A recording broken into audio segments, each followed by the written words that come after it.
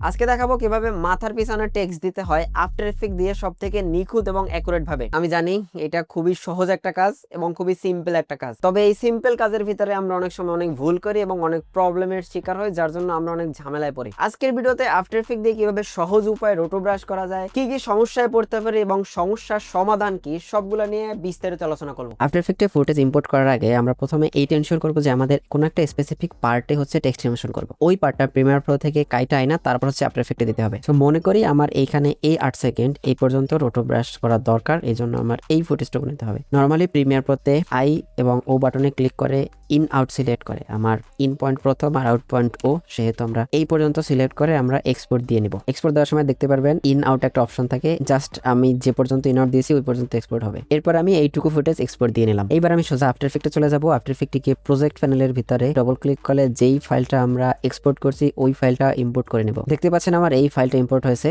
এখন আমি নর্মালি এই ফাইলটা রাইট বাটন ক্লিক করে নিউ কম ফ্রম সিলেকশন এটাই ক্লিক করব। অনেক সময় আমরা নিউ কম্পোজিশনের এইখানে ক্লিক করে নতুন একটা কম্পোজিশন নেই, কিন্তু এইটা আমরা করব না, এর কারণটা আমি একটু পরেই বলতেছি। সো কম্পোজিশন ক্রিয়েট করার পরে প্লেহেডটা টাইমলাইনের সবার শুরুতে এনে উপর থেকে রোটো ব্রাশ নামে একটা টুল দেখতে পারবো, বাটন রোটো ব্রাশ টুল, এটাই ক্লিক করে টাইমলাইনের লেয়ারের উপরে ডবল ক্লিক করব। দেখতে পাচ্ছেন এই লেয়ারটা এক্সট্রা একটা লেয়ারে ওপেন হয়েছে, সোর্স মনিটর যাকে বলে আর কি। আর আপনার কার্সারের বাটনটা গোল গোল এরকম হয়ে গেছে। তো আফটার ইফেক্টের প্রিভিউ জুম করার জন্য জাস্ট মাউসের কার্সারটা স্ক্রল করলে জুম ইন জুম আউট হবে। আর এই যে কার্সারের বাটন যেটা দেখতে পাচ্ছেন, যেটা দিয়ে মেইনলি হচ্ছে রোটো সাবজেক্ট সিলেক্ট করা হবে, এই বাটনটা জুম ইন জুম আউট করা যায়। তো এর জন্য হচ্ছে কিবোর্ডের কন্ট্রোল বাটন এবং মাউসের লেফট বাটন একসাথে ক্লিক করলে মাউসটা উপর নিচের দিকে নিলে দেখতে পারবেন বাটনটা বড় হচ্ছে ছোট হচ্ছে। জুম ইন করে সিলেক্ট করতে থাকি। এরপর যদি আমার কোনো জায়গা সিলেক্ট বেশি হয়ে গেছে, আনসিলেক্ট করতে হয়, সেই ক্ষেত্রে আমরা অল্ট্রা প্লেস করলে দেখবেন মাইনাস বাটন আসছে। মাইনাস আসার পরে জাস্ট লেফট বাটনে ক্লিক করলে দেখবেন এটা হচ্ছে মাইনাস হতে থাকে। যতটা অ্যাকুরেট ভাবে পসিবল হয় ততটা অ্যাকুরেট ভাবে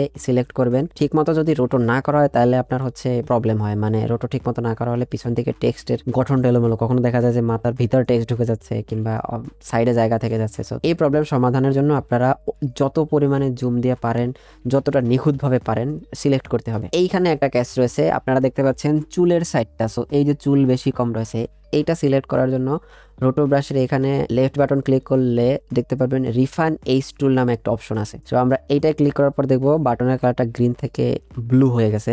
এটাকে একটু বড় করে নেই। এই জায়গাগুলোতে যদি আমরা সিলেক্ট করি তাহলে অন্যরকম একটা শেড চলে আসবে। দাঁড়ান আমি দেখাচ্ছি। এই যে দেখতে পাচ্ছেন আলাদা চুলগুলো সিলেক্ট হচ্ছে। ওকে, আমার সিলেক্ট মোটামুটি কমপ্লিট। এবার হচ্ছে আমি প্লে দিব। আর আফটার ইফেক্ট সফটওয়্যার অটোমেটিক প্রতিটা ফ্রেম বাই ফ্রেম সিলেক্ট করতে থাকবে আমি যতটুকু জায়গা সিলেক্ট করেছি। এইখানে দেখতে পাচ্ছেন ও হচ্ছে যে জায়গাটুকু সিলেক্ট করে আস্তে আস্তে আগায়। সো এই চলার টাইমে আপনারা খেয়াল রাখবেন যে কখনো যদি সিলেক্টে প্রবলেম হয়, দেখা যায় আমার হাত এখান থেকে এদিক চলে গেছে, তখনও সিলেক্ট হয় না, সিলেক্টে প্রবলেম হয়েছে। তো তখন হচ্ছে আপনারা জাস্ট নর্মালি আবার পজ করে আবার হচ্ছে আপনার ওই জায়গাটা সিলেক্ট ঠিক করে এরপরে আবার প্লে দিবেন। আসলে আমার কম্পিউটার প্রসেসর ইঞ্জিন খুবই মানে তেমন একটা পাওয়ারফুল না, M4 ইউজ করি, এই জন্য আর কেউ হচ্ছে এইটুকু জায়গা নিছে এরপরে আবার প্রবলেম দিছে। বাট আমি যতটুকু জায়গা প্লে হলো দেখলাম যে মোটামুটি ভালো সিলেক্ট করছে। এখন আমি হচ্ছে ফ্রিজ নামে একটা অপশন আছে দেখতে পাচ্ছি, মানে ও হচ্ছে যতটুকু জায়গা প্রসেস করছে অতটুকু জায়গা ফ্রিজ করে নেবে। এই ফ্রিজ যদি না করা হয় তাহলে হচ্ছে আপনার যতবার প্লে দিবেন ও অতবার লোড নিতে থাকবে বা প্লেব্যাক হতে থাকবে। বাট একবার যদি আপনি ফ্রিজ করে দেন তাহলে ওইটা হচ্ছে আপনার পজ থাকবে, ওইটা আর লোড বা প্লেব্যাক কিছুই নেবে না। সো এর জন্য নর্মালি আমরা জাস্ট ফ্রিজ বাটনে ক্লিক করব। এবার দেখতে পাচ্ছেন ও আবার পুরো জায়গাটা হচ্ছে লোড নিচ্ছে বা পুরো জায়গাটা ফিক্সড করে রাখার ট্রাই করতেছে, পুরো সফটওয়্যার আর কি এই কাজটা করতেছে। এবং আপনারা এই পিছন দিকে সাদা দেখতে পাচ্ছেন, মানে কালারলেস। এই জায়গাগুলো হলো মূলত আনসিলেক্টেড জায়গা। আপনি যে জায়গাটুকু সিলেক্ট রাখছেন ওই জায়গাটুকুই থাকবে, বাকি জায়গাটুকু হচ্ছে আপনার ব্যাকগ্রাউন্ড রিমুভ হয়ে যাবে। সো দেখেন ফ্রিজ করার পরে আমার এই রোটো ব্রাশ টুলে আর কি কাজ হচ্ছে না, এগুলো আর আপডেট করা যাচ্ছে না। এখানে একটা নোটিফিকেশন আছে, roto brush refine edge programming is frozen unfreeze to update. So আমার যদি আবার কোনো জায়গা বা কোনো ফ্রেম চেঞ্জ করতে হয় তাহলে হচ্ছে আপনার এই যে ফ্রিজ বাটন এটা হচ্ছে আনফ্রিজ করতে হবে, তারপরে চেঞ্জ করতে হবে। সো এইবার আমরা কম্পোজিশন প্রিভিউ মনিটরে ফেরত যাবো। সো এটা যাওয়ার জন্য এই যে এক্সট্রা লেয়ার ওপেন হয়েছিল এইটার থেকে সাইডে দেখতে পাচ্ছেন কম্পোজিশন, এই কম্পোজিশনে চলে যাবো। সো এবারে দেখতে পাচ্ছেন আমার পিছনে যে জিনিসগুলো ছিল ওইগুলো নাই। এখন আমি যদি একটা টেক্সট লিখি, এই যে একটা লেয়ার, এই লেয়ারটা উপরে নিয়ে আসবো, টেক্সট লেয়ারটা নিচে, তাহলে দেখতে পাচ্ছেন নিচের দিকে টেক্সট চলে গেছে। কিন্তু কথা হলো তাহলে আমার পিছনের জিনিসগুলো কোথায় যাবে? সো এটা করার জন্য নর্মালি আমরা জাস্ট হচ্ছে মেইন ভিডিও লেয়ারটা ডুপ্লিকেট করে দেবো, কন্ট্রোল ডি থেকে ডুপ্লিকেট, এবং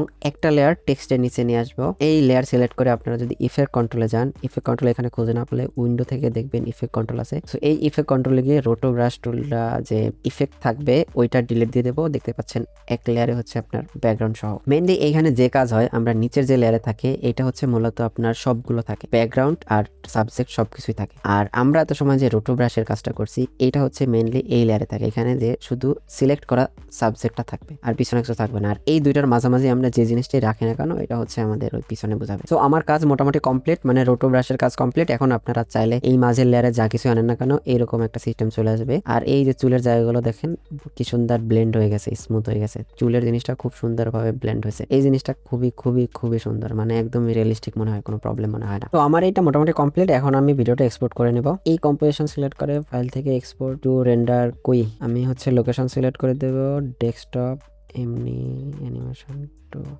আউটপুট সেটিং থেকে ফরম্যাট অপশনে গিয়ে বিট রেটটা 50 করে দেবো। জানি না এটা দিলে এমবি অনেক বাইরে যায়, বাট তাও আমার দিতে ভালো লাগে, কারণ জানি না কোয়ালিটি ভালো থাকে। রেন্ডার, এরপরে প্রিমিয়ার প্রোতে গিয়ে যে জায়গাটুকু আমরা অ্যানিমেশনের জন্য নিয়েছিলাম জাস্ট ওই ভিডিওটা ওই জায়গায় নিয়ে দেবো। অবশ্যই খেয়াল রাখবেন নিচের দিকে অডিও যেন ডবল না হয়, তাহলে এক ভিডিওতে অডিও ডবল হলে সাউন্ড অনেক বেশি বাইরে যাবে। আমার রোটো ব্রাশ সব থেকে ইজি এবং নিখুঁতভাবে কমপ্লিট। এবার আমি আপনাদের দেখাবো আপনারা মূলত কি কি সমস্যায় পড়তে পারেন এবং সমস্যাগুলো সমাধান কিভাবে করবেন। তো আমি আবার আফটার ইফেক্টে চলে আসলাম, এই কম্পোজিশনটা ডিলিট দিলাম। সো আমি আপনাদের প্রথমে বলছিলাম যে এখান থেকে যদি নিউ কম্পোজিশন নেন তাহলে একটা সমস্যা হতে পারে। মনে করেন আমি নিউ কম্পোজিশন নিলাম, এখানে সিলেক্ট করলাম কম্প 1 1080 না, এটা হচ্ছে 1920 × 1080 দিব, 1920 1080 নর্মালি 25 fps দিলাম। এরপর হচ্ছে আমি আমার ভিডিওটা আয়নায় টাইমলাইনে ছেড়ে দিলাম। তো দেখতে পাচ্ছেন এই যে আমার ভিডিওটা হচ্ছে এতটুকু, বাট এরপরেও কম্পোজিশন অনেক বেশি নেওয়া হয়েছে, এই একটা প্রবলেম। এই সমস্যাটা সমাধানের জন্য হচ্ছে আপনারা জাস্ট এইটা সিলেক্ট করে নিউ কম্প ফ্রম সিলেকশন দিবেন, তাহলে আপনার হচ্ছে প্রিমিয়ার প্রোতে যে সেটিং ছিল আপনার সেই সেটিংয়ে চলে আসবে।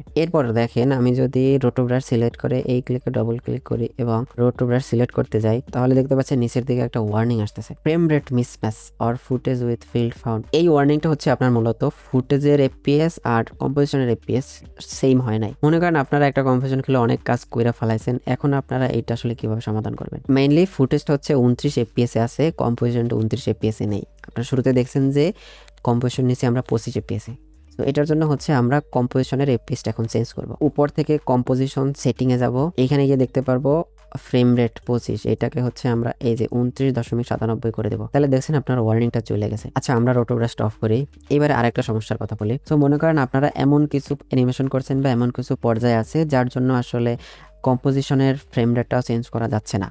কম্পোজিশনের ফ্রেম রেট চেঞ্জ করলে আপনাদের কি ফ্রেমের এদিক ওদিক হয়ে যাবে, যার জন্য পুরো একটা মিসম্যাচ অবস্থা হবে। কিন্তু তারপরও আপনাদের অ্যাকুরেট ভাবে যদি রোটো করতে হয় তাহলে আপনারা কি করবেন জানেন, নর্মালি এইখানে রোটোটা ডিলিট দিবেন যদি থাকে, তারপরে এই যে ফুটেজটা আছে এটা প্রিকম করবেন। অবশ্যই move all attribute into new composition এইটা দিবেন, কারণ আপনার এই ফুটেজটার উপরে কিছুই থাকবে না প্রাথমিক অবস্থায়। তো এটা দেওয়ার পরে দেখবেন নতুন একটা কম্পোজিশন ক্রিয়েট হবে। এই কম্পোজিশনটার ভিতরে ঢুকবেন, দেখবেন এইটার সেটিং কত আছে। এটার সেটিং অবশ্যই 29.97। যদি এইটার সেটিং 29.97 থাকে, এটাকে জাস্ট হচ্ছে আপনারা 25 করে দেবেন। আপনারা যদি মেইন কম্পোজিশনে যান তারপরে হচ্ছে আপনাদের মেইন কম্পোজিশনে হয়তো বা আরো অনেক টেক্সট থাকতে পারে, আরো অনেক কি ফ্রেম থাকতে পারে, আমি 2-1টা কি ফ্রেম দিয়ে দেখাই। তো যদি আপনারা এইটার কম্পোজিশন চেঞ্জ করেন তাহলে হচ্ছে সবকিছুর কম্পোজিশন চেঞ্জ হয়ে যাবে, সমস্যা। এটার জন্য আমাদের মেইন কম্পোজিশন 25 fps থাকবো, এই যে দেখতে পাচ্ছেন 25 fps, এবং এটা হচ্ছে আমার ফুটেজের কম্পোজিশন, এর কম্পোজিশন আমার 25 fps। সো আমাদের কোনো প্রবলেম নাই, জাস্ট এইবারে হচ্ছে আমরা রোটো ব্রাশ সিলেক্ট করে আমি আমার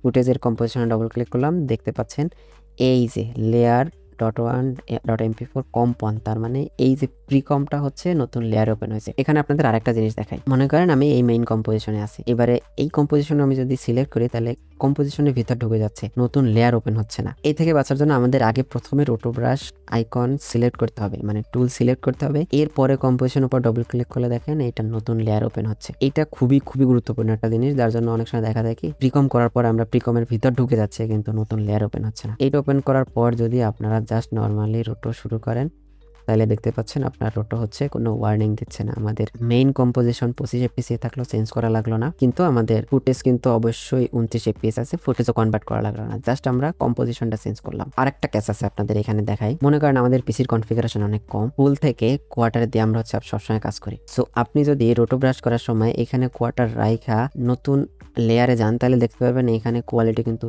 কম হচ্ছে। এবার যদি এটা রোটো করতে চান তাহলে কিন্তু একটা ওয়ার্নিং দেবে, রোটো ব্রাশ রিফাইন স্ট্রোক ফুল রেজোলিউশন। মানে ব্যাপার হচ্ছে আপনি এই রেজোলিউশনে রোটো করলে আপনার সফটওয়্যার এই রেজোলিউশনটা ডিটেক্ট করবে। তার মানে আপনি যদি এটা রোটো করার পরে মেইন কম্পোজিশন যান তাহলে দেখতে পাচ্ছেন এই যে লো রেজোলিউশনে প্লেব্যাক হচ্ছিল, সফটওয়্যার ওই রেজুলেশনটাই আপনার ফুটেজ হিসেবে গণ্য করছে। সো রোটো করার আগে অবশ্যই আপনাদের পিসির যতই লো কনফিগারেশন থাকুক প্রিভিউ ফুল করবেন। অনেক স্লো হবে জানি, কিন্তু প্রিভিউ ফুল করে রোটোর জন্য অন্য লেয়ারে নেবেন, তাহলে আপনার ফুল কম্পোজিশনের জন্য ফুল প্রিভিউ পাবে এবং ফুল ভিডিওর কোয়ালিটি অনুযায়ী রোটো হবে। সো এই ছিল রোটো ব্রাশ কিভাবে করতে হয় নিখুঁতভাবে, এবং যে যে সমস্যায় পড়েন সবগুলো সমস্যার মোটামুটি একটা সলিউশন দিলাম। এরপরও যদি আপনারা রোটো ব্রাশ নিয়ে আর কোনো সমস্যায় পড়েন তাহলে হচ্ছে জাস্ট আমাকে একটু কমেন্ট করে জানান। আশা করি আপনাদের সমস্যার সমাধান খুঁজে দেওয়ার চেষ্টা করব আমি যদি নাও জানি।